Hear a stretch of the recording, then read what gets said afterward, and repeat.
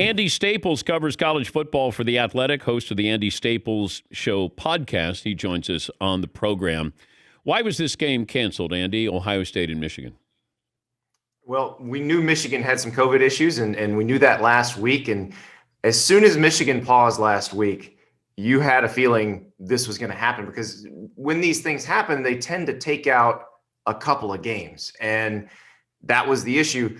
What shocks me is the Big Ten was not creating some sort of contingency plan to figure out what was going to happen with the Big Ten title game, because as the rules currently stand, Ohio State will not be eligible. Now, what's funny about this, or no, none of it's funny, what's crazy about this is if Ohio State just lost this Saturday, they would be eligible to play in the Big Ten title game, because then they would have played 6 games, which is the minimum requirement, and they would have the head-to-head win against Indiana, so they would just go in.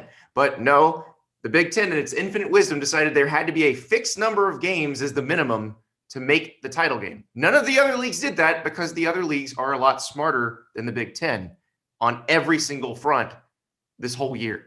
Are they talking about changing that rule? I mean, this is a fluid situation, as I mentioned about 15 minutes ago, and it feels like everything's on the table. Barry Alvarez was a big proponent in, hey, it doesn't matter how many games, you need to qualify for the Big Ten title, but that was when Wisconsin was still in the race. Now it's Ohio State. Do you think they're going to make accommodations for them to play in the Big Ten title game, no matter, even if they don't play another game? I think they should, and my co-host Ari Wasserman on the podcast had a great point. Ohio State and Northwestern have already clinched their spots in the title game.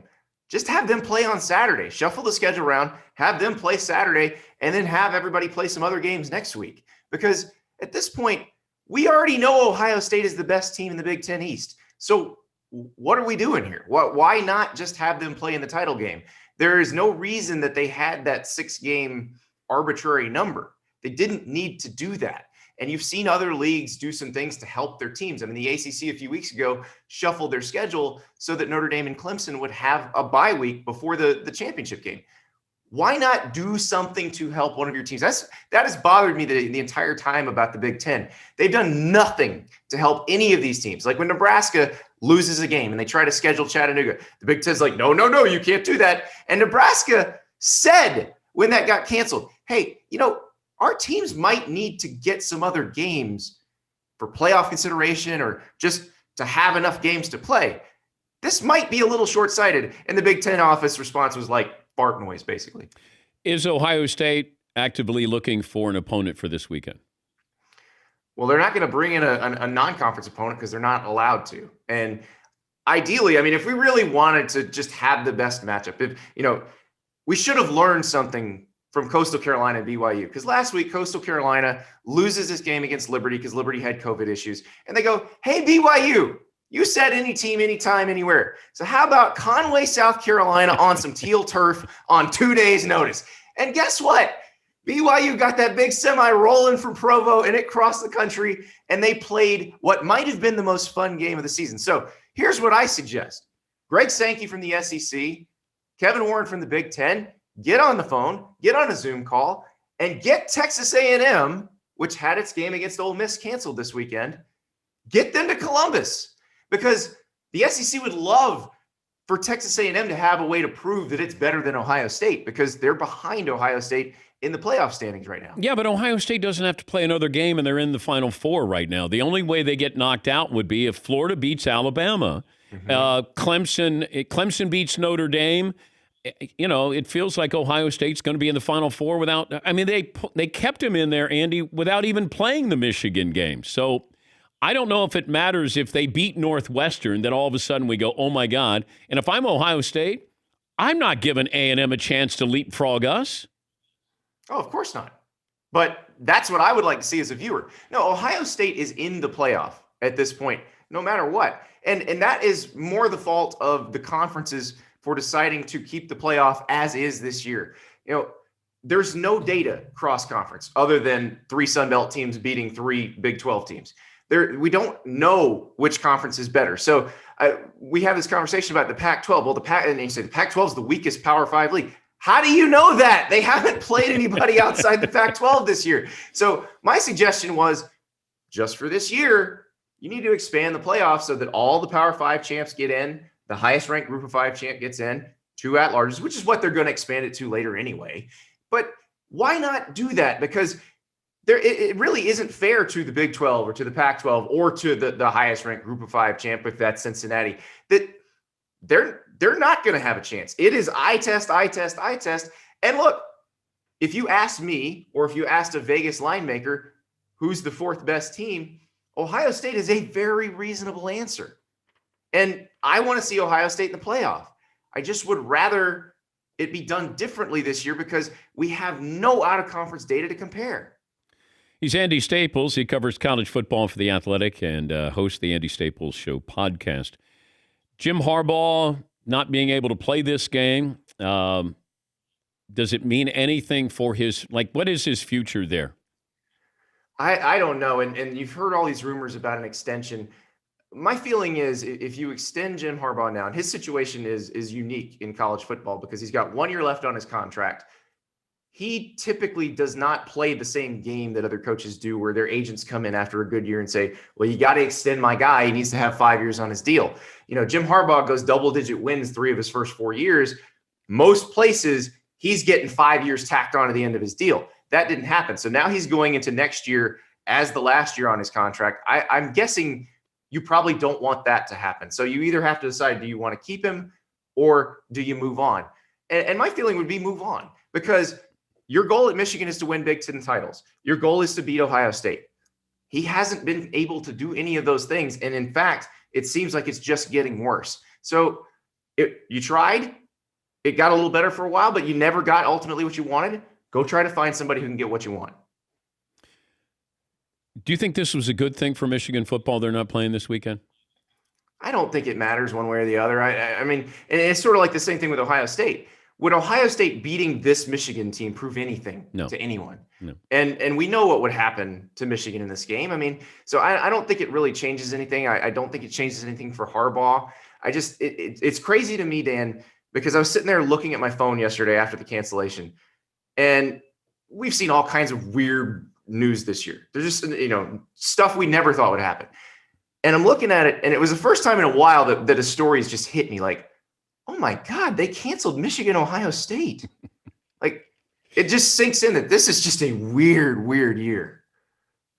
You had a really detailed column about Texas football, and there was the report or rumor that Urban Meyer might be kicking the tires there, and that his wife was looking for homes in Austin here.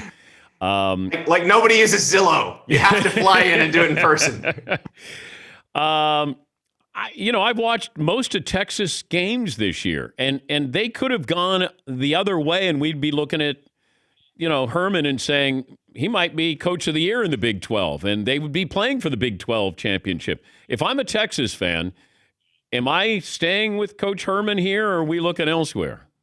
Well, the fans are ready to move on. They are ready to go. But my thing is, if you can't get an Urban Meyer, and let's think about it, how many real slam dunk hires have worked out in college football in the last 20 years? Urban Meyer did it twice at Florida and at Ohio State.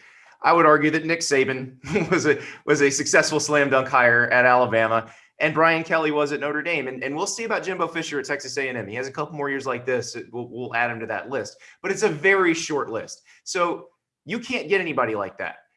If you compare the other names that we'd be talking about, whether it's Mario Cristobal or Matt Campbell, James Franklin, are they going to do any better than Herman does? I don't really know. I mean, he was pretty close this year, but it's still not what you want because, they lose to TCU. He's lost to TCU 3 times. That shouldn't happen at Texas. They lose to Iowa State with a trip to the Big 12 title game on the line. That shouldn't happen at Texas. You should have better players. And in most of those games, you should have a significant talent advantage. And then, every once in a while, somebody's going to get you. But really, it should be you and Oklahoma duking it out at the top. And that's Tom Herman's problem. It's not that he hasn't been competitive against Oklahoma, because he's been very competitive against Oklahoma. It's winning against those other teams. And the question is, but if you're saying $30 million, but you want to move, or they may want to move on. Who are you getting? The same can be said about Michigan. Their fan base probably wants to move on. Who are you getting to replace? But the thing is, you can get somebody doing better than what Jim Harbaugh's doing now. you can get something better than what Jim Harbaugh has given you the last couple of years. I don't know that Texas is going to, given the current pool, get better than what they've gotten from Tom Herman, because he actually might be on a decent trajectory. Jim Harbaugh doesn't feel like he's on a good trajectory right now. Who's winning the Heisman? That SEC championship game is going to be a very highly watched affair among Heisman voters, because you got Mac Jones and Kyle Trask, and obviously both of them have insane talent around them. And I think that's, people say, well, Trevor Lawrence is the best player. Well, yes, if 32 NFL GMs voted for the Heisman, Trevor Lawrence would win in a landslide.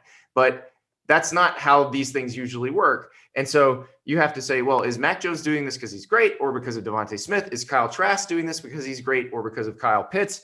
I think that game will probably decide it, which quarterback plays better. If one quarterback just has a disaster of a game, it's probably going to the other guy. Or if they just have a duel for the ages, I think the one who comes out on top probably winds up winning it. By the way, how's the Pac-12 doing?